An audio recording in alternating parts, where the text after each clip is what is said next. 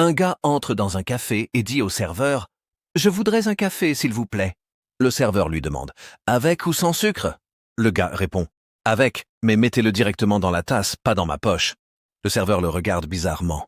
Le gars explique « La dernière fois, j'ai commandé un café sans sucre, et le serveur m'a donné un verre d'eau avec un morceau de sucre à côté en me disant « Voilà, vous avez le temps de réfléchir à votre vie. » Alors là, je me suis assis, j'ai réfléchi, et j'ai compris que ce café, c'était une métaphore. Du coup, aujourd'hui, je veux du sucre dans la tasse, pas dans l'existentialisme. Le serveur soupire et lui sert un café. Le gars le boit d'un trait, puis dit « Finalement, j'avais raison, le sucre, c'est comme l'espoir, ça fond vite. Mais le café, lui, il reste amer, sauf si vous ajoutez du lait. Vous avez du lait ?» Le serveur lui donne du lait. Le gars verse tout le pot, puis dit « Parfait, maintenant c'est un café au lait, comme ma vie. Tiède, un peu fade, mais avec une petite mousse qui cache l'abîme. » Le serveur le vire du café. Moralité. Ne jamais philosopher avant 10 heures du matin.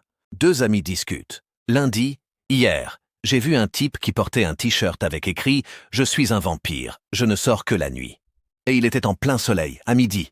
L'autre répond « Ah, c'est comme mon cousin qui dit qu'il est allergique au travail, mais il passe 8 heures par jour à regarder des vidéos de chats. » Le premier rigole. « Non, mais attends, le pire, c'est que j'ai demandé au vampire pourquoi il mentait. Il m'a répondu « Je ne mens pas, je suis un vampire moderne. Je suis vacciné contre le soleil. D'ailleurs, tu as vu mes dents ?» Il a ouvert la bouche. Il avait des dents en plastique pour Halloween.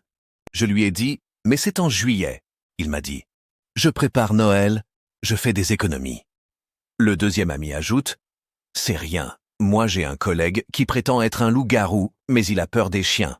Un jour, un chihuahua l'a poursuivi dans les couloirs. Il a couru comme Usain Bolt. Depuis, on l'appelle loup-garou téflon parce que rien n'accroche. » Le premier conclut « Tu rigoles, mais ce vampire, il m'a filé son numéro. Il m'a dit « Appelle-moi si tu veux acheter de l'ail, j'en vends à prix cassé. » J'ai raccroché tout de suite. Ils éclatent de rire, mais au fond, ils savent que le vrai monstre, c'est le prix de l'immobilier. Un homme va chez le médecin.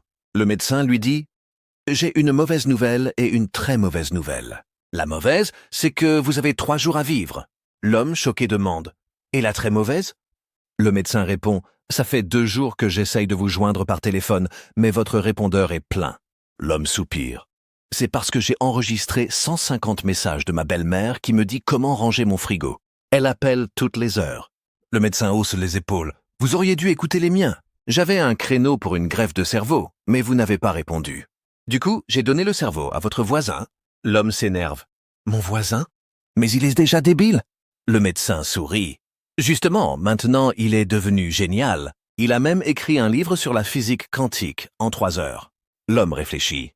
« Et si je prends le cerveau de ma belle-mère ?» Le médecin. « Impossible. Elle l'a déjà vendu sur le Bon Coin pour acheter un aspirateur. » L'homme sort du cabinet, croise son voisin qui lit La relativité pour les nuls et se dit que finalement, 3 jours, c'est peut-être trop long.